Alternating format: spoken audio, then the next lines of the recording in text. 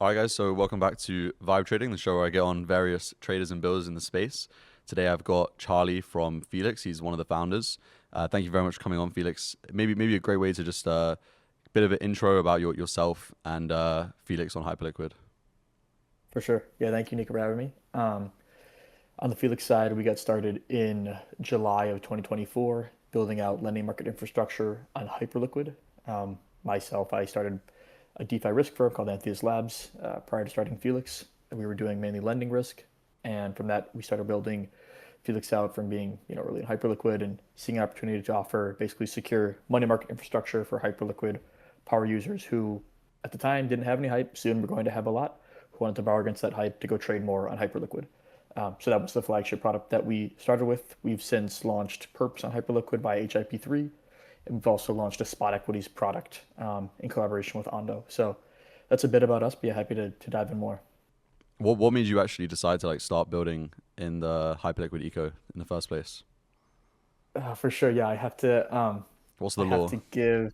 Sure, the lore is well, I've been good friends with Max from Native Markets for a while. Actually, the first DeFi protocol that I ever contributed to was a protocol that he started back in 2020, 2021, which was quite the time in DeFi, which I'm sure we can get into. Fun times then, but no Mac for multiple years, great guy, and we were catching up in summer of 24 or midsummer, and he was telling me about this basically group he had started with a guy named Loracle called Hyperactive, which was basically a collective of all the or many of the top Hyperliquid points holders at the time.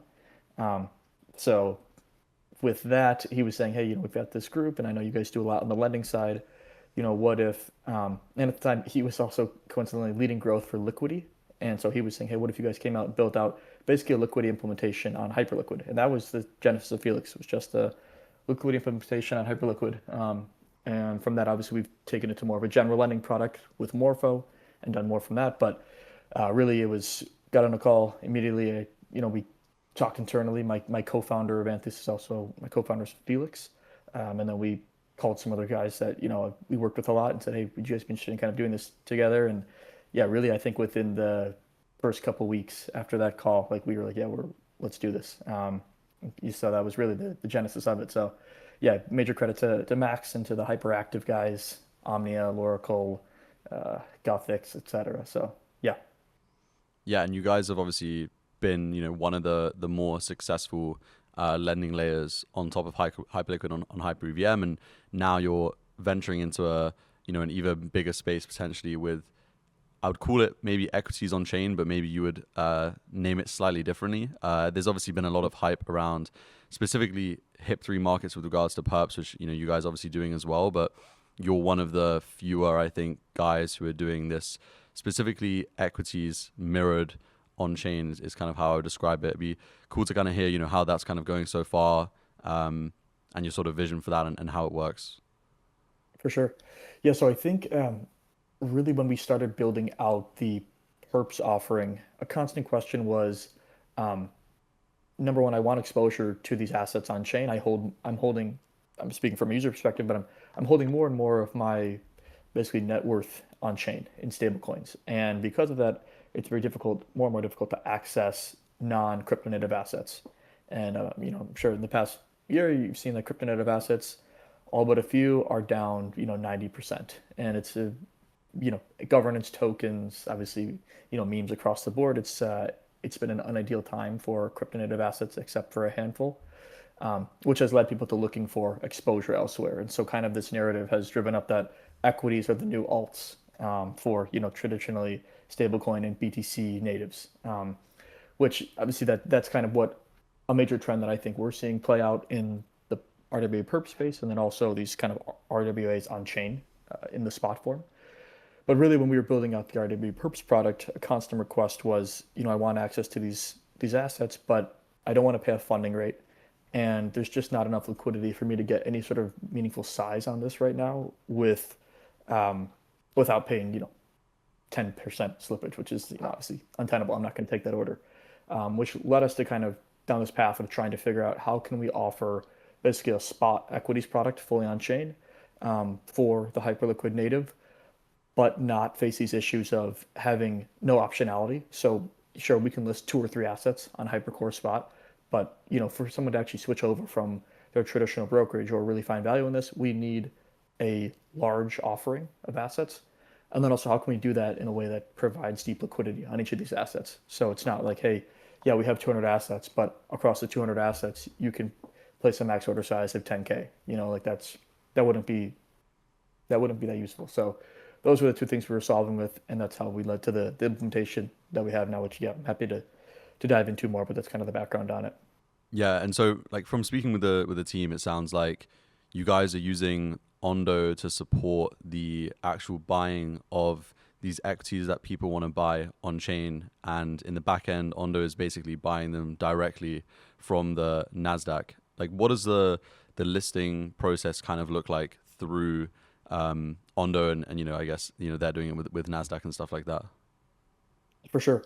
Yeah, you can think of the model almost the equivalent of this USDC, USDT stablecoin model, but swap out T-bills with equities. So it's a tokenized representation on chain, backed one to one, held off chain. Just like in USDC's case, you're holding one USDC, you have rights to one equivalent, the value off chain, and it's the same structure here. If you buy $10 of Tesla on Felix, you have $10 of Tesla held off chain. And that's kind of how the structure functions. As far as listing more assets goes, it's a lot of coordination between us, Ondo, and then new asset parties. But a lot of it comes down to just user requests. So obviously we talk to a lot of users, we assess a lot of user demand, and then we're constantly just assessing what people want to trade. It's not quite as straightforward as a perps listing process, which that is can be fully autonomously done. We can do that ourselves. Markets can do that. XYZ can do that. This is more we need the buy-in from the actual issuing company as well, which makes things a bit more challenging. Not necessarily we always need the buy-in, but it's much more helpful when that's there, What do you mean which can by make the things a buy-in?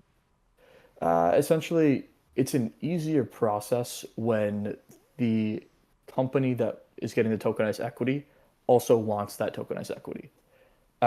That's a large part why it took so much time to get to this first implementation, because you had to find a way to get basically all these assets live without that approval. Obviously, Ondo or Apple did not come in and approve these assets, to my knowledge. Neither did Nvidia or Tesla, et cetera.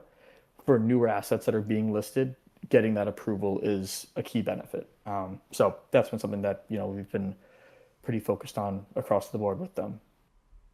Yeah, that's pretty cool. You mentioned earlier as well around being close with some of the native markets guys. Do you have any thoughts on USDH and adoption and growth there, and how that kind of maybe fits in with some of the things that you guys may be doing as well? For sure, yeah. I think so. I think a couple of things on. I think first of all, their on-ramp, off-ramp product. It's I think it's arguably the best on-ramp, off-ramp product I've used. It's the only one that I use. Our team uses. Multiple other teams use. Like we were in the office the other day, another team was working from there. That it's not Hyperliquid affiliated at all, and they were saying, "Oh yeah, we use the USDH on-ramp, off-ramp because it's super easy." And I'm not sure if you've tried it out, but it's a great product. Haven't And so yet. I need to. I need to do a video on it. yeah, try it out. It's very good. But yeah, tell Max I sent you. But I think if you try it, you'll see like, wow, this is really cool. Like you can go direct from wallet to brokerage, wallet to bank in 5 minutes, 10 minutes, with size too, which is really cool. So yeah, it's been a great product. I think that should be a catalyst for more USDH growth. I think it is being a current catalyst for some growth if you look at the supply charts. Um, I hope HIP 4 is another catalyst, but I guess it's still very early and TBD. We'll see.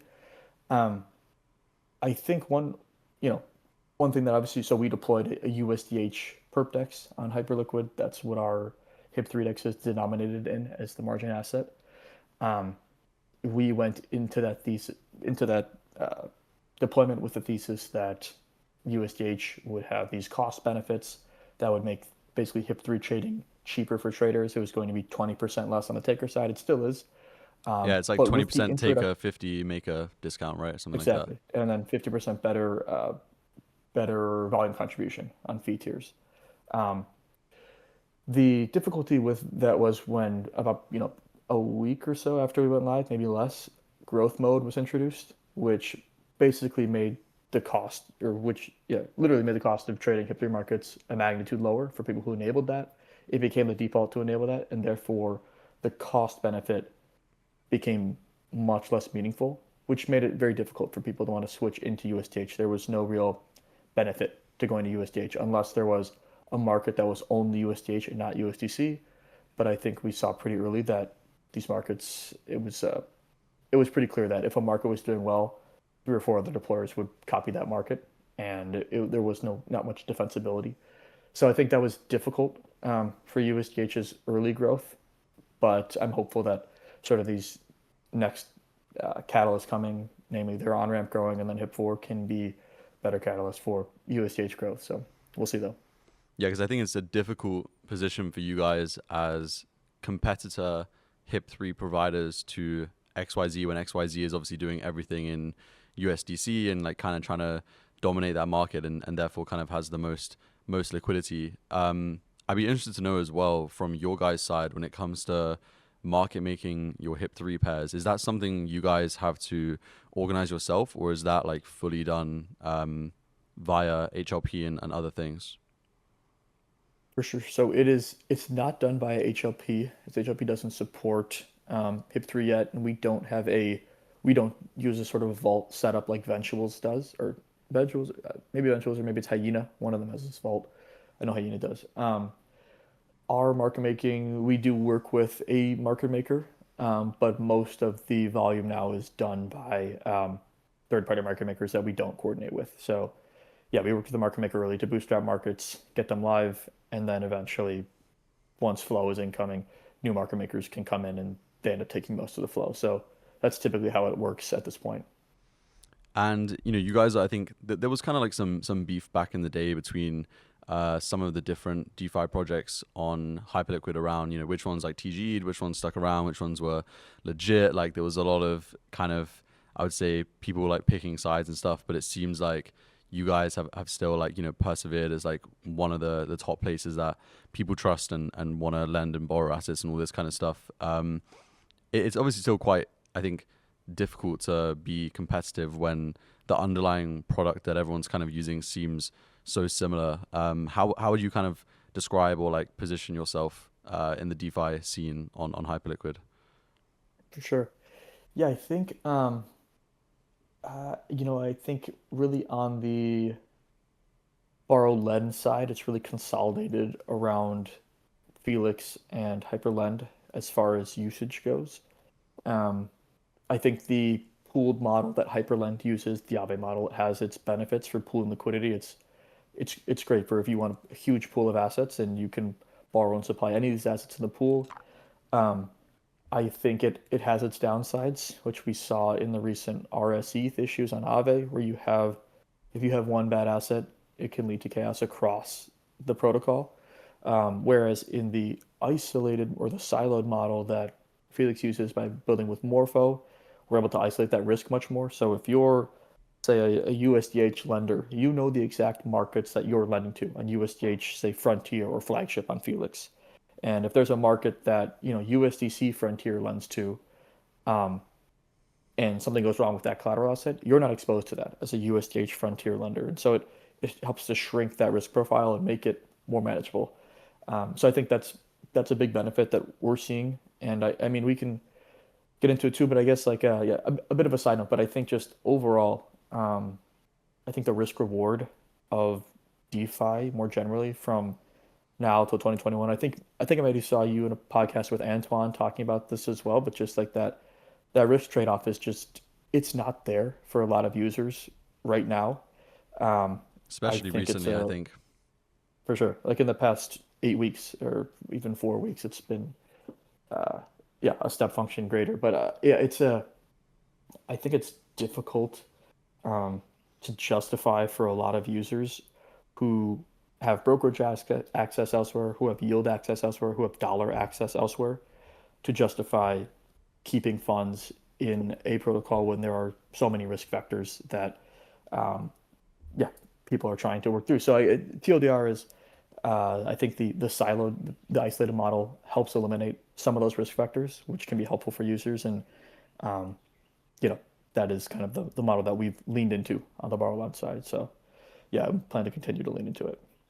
And in terms of thinking about the future vision for some of this equities on chain stuff, for example, the markets you guys provide, given they're reflecting into like actual Nasdaq books via Ondo, are obviously it's a different offering to the perps being fully 24/7 and all this kind of stuff.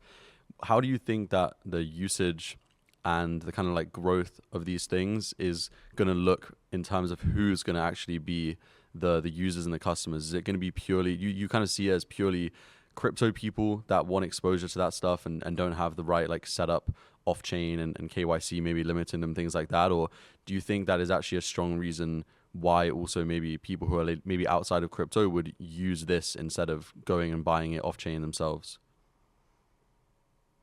Right. I think the questions for the off-chain user to come on are, I think, still the answers to why that happens is still more hazy across the board. I think the two very tangible reasons are number one, much much simpler to borrow against these assets on chain than off chain.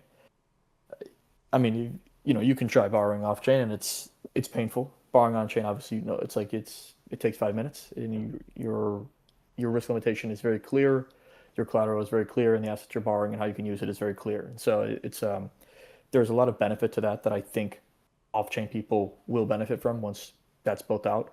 The second is like you mentioned, 24/7 trading. Right now we have 24/5 trading across these assets. The goal is to get to 24/7, either in this product form factor or by building out subsequent form factors on top of a spot order book like Hypercore. Um, Once we're seeing more traction on the current markets, so that's kind of how we're looking at that piece. As far as the sort of why the on-chain native wants to take, do more with equities on chain, I think it probably comes back to some of the similar points earlier on just where DeFi is at large and where tokens are at large. I Yeah, I think it's in an interesting phase where a lot of kind of um, discovery or new work is needed on ways to make tokens, specifically governance tokens, useful outside of a handful. Otherwise, I think people are going to see, why am I buying this asset? You know, and there's, I can hold an equity or I'll hold treasury bills for whatever. I hold, I'll hold a handful of crypto assets that I think have sound fundamentals and like a real value prop behind them. But other than that, I think a lot of the hopium, at least now, has been drained from the system. Granted, yeah, it's a tough market. Maybe that's back in a year or so, but I think who knows? Maybe it's the end of kind of the hand wavy. Hey, this governance token will have value at some time in the future. In the meantime, use it for voting rights on this company that generates 200K ARR. Like I just like that. There's a disconnect there, and the FTV of the asset is 40 million. Like there's a disconnect, but um, so TLDR is, I think, the catalyst for more and more on-chain natives to want equities are just going to keep growing, but we'll see what happens. And kind of like connecting the some of the on-chain risk conversation with some of the yield stuff. We used to see a lot more discussion around people trying to earn yield on Hyperliquid back when I think it was mainly because there was a lot less to do a year ago or so on HyperEVM and on Hyperliquid in general. But obviously now there are so many more updates coming all the time. You don't hear this discussion around yield as much. But given that you are a founder of a yield protocol on Hyperliquid, are there any particular strategies you think are very effective, or any recommendations you have for people who are looking for good sources of yield within anywhere within the Hyperliquid ecosystem, like on or off Felix at the moment? Definitely. Yeah, I think it's tough. First thing is stay safe, know your risk. That's the most important thing. Don't go to zero searching for a 15% APY. Slid into some bad contract. Um, but I think a key strategy that I'm seeing develop is there's so many more funding arb opportunities. and these continue to pop up, and there's still a lot of inefficiency there to capture that I think even a manual yield farmer can go capture. You don't have to have some fully automated setup. And I think that's only getting clearer with, you know, speaking my book a bit here, but a bit of hold spot equity, short equity perp on chain, and then earn that funding rate. That's something that we've seen a number of early Felix spot equities users start doing, and it seems to be pretty profitable across the board. And there's constantly new equities being listed on the perp side and then incoming on the spot side as well. So there's a lot of opportunity there. Other than Yeah, I that, think I think that's super this, cool. Being yeah, able to do some yeah, funding arb on equities is sick. for sure. All on It's chain a as totally well. novel, yeah, right, full on chain, and it's a total novel yield source. You know, it's not like this is something that couldn't have been done very easily, you know, a year ago. So it's yeah, I think that's one we've been seeing a lot. Obviously the classic lending for parking stablecoins, sitting stablecoins. It's another just default. But I'd say those are the main basket. But I'm curious if you've been in your trading and you know seeing others, or if you do much of the yield stuff yourself, or if you're more focused on directional. I mean, I've been very interested in. I might be getting probably get a guy. There's a guy called Scott who's building Trend on Hyperliquid, who's building some cool Yep. like strategies. But I've always been interested in the more algo side of things, and I've been very interested in maybe building my own slightly like dirty carry style strategy for maybe some of the newer markets. But I think that the equity funding trade is definitely an interesting one. What's your kind of future roadmap for this equity stuff in terms of, you mentioned earlier, you know, maybe being able to use like those equities that you're buying on chain as maybe a block to, you know, maybe do some lending against and things like that. Is that something you guys are thinking about, or maybe even building in some of this funding arb stuff with the equities directly into the platform of people who want to capture that? I guess similar to what Liminal did back in the day and is still doing, I think. Yep. Yep. No, I think the very clear roadmap is we're adding a number of different order types to the platform. So limit orders, DCA, those are incoming on the spot equity side. We also just yesterday we launched this sort of light mode for trading these equities. So if you go on use Felix at XYZ, you go to the trade page on the main app, you'll see that it's basically it looks like a more traditional kind of fintech brokerage experience. We're buying these equities, but it's fully on chain. Um, so that's live, more order types incoming, and then beyond that, yeah, like you said, obviously, you know, borrow lend has been our flagship offering to date, and so it just makes sense that we offer a great solution for borrowing against spot equities to go trade more, and then also potentially lending out spot equities to shorters who maybe it's cheaper to borrow to short as opposed to short a perp, in which case there's value to capture there. So that's something else that we're looking at. And then yeah, beyond that, you know, figuring out ways to drive in more listings. So right now we have 264 assets live. So figuring out ways how can we accelerate that quickly to 300, 500, 1,000 assets. How quickly can we do that? Um, and then also, yeah, more stuff like finding ways to make these 24/7. So whether that's taking a few assets and listing them on the spot side and finding a unique liquidity setup there, or you know a couple other things that we're looking at on that side in particular. But yeah, that's a bit of the roadmap. And so you guys are using the Ondo model, but maybe some people are also familiar with the Xstocks guys who are like doing things via, I guess, mainly for Solana, right? Like, do you have any, like, what are your take on the Xstocks model versus the Ondo approach for kind of these on-chain equities? For sure. So I think the Xstocks model, I believe it's shifted in the past 6 months or so, but their main model, which they became very known for, is they would launch basically tokenized versions of equities on Solana and then seed lending AMM pools, DEX pools for these assets. And so you could swap in and out. It was 24/7 trading. You could swap in and out of, I believe they're yeah, X Tesla or X Apple on Solana. The issue with this model was it was a liquidity constraint issue where if you want to go, you know, say swap 100,000 USDC on Solana for $100,000 worth of X Tesla, you know, you might pay 500 bips of slippage, which is, you know, no one's you don't want to take that trade. And so it became this catch 22 of sure we have assets live. They're tradable, but it's very difficult for anyone to get size. And to get size, we need more liquidity, but there's no liquidity because no one's want to trade the assets. So it became this difficult issue, which is why the sort of mint redeem approach that we adopted with Ondo has worked, I think, better, and which I believe Backed or Xstocks has also been adopting since they were acquired by Kraken, if I'm not mistaken. Um, so I think that's kind of how it functions. But I believe they still have some of these assets floating around in index pools on Solana. Um, but I don't think it's the way that equities adoption grows on chain. I could be wrong, but that's kind of how I see the difference between them. And I think something important to probably ask all Hyperliquid builders is, do you have any thoughts or takes on potential future or theories around potential future airdrop type seasons on Hyperliquid? It's the ultimate question. The ultimate But question. I don't know, unfortunately. Um, yeah, I really I can see the case for it. I can see the case against it. Um, but I have no intuitions or ideas on when or why or what would be the catalyst for them to revisit it if they would. But yeah, so sorry, a bit of a boring answer, but No I do not stress. know.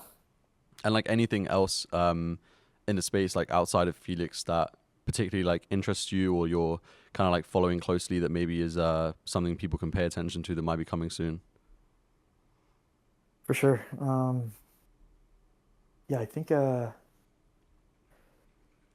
it's sort of a beta answer, but I've been loosely following some of the on-chain compute hedging per use cases, and potentially ways that um, blockchain-based trading can enable a better way to hedge cost of compute for some of these uh, AI middleware companies or hyperscalers at large. And so that's something that I guess I've been loosely following.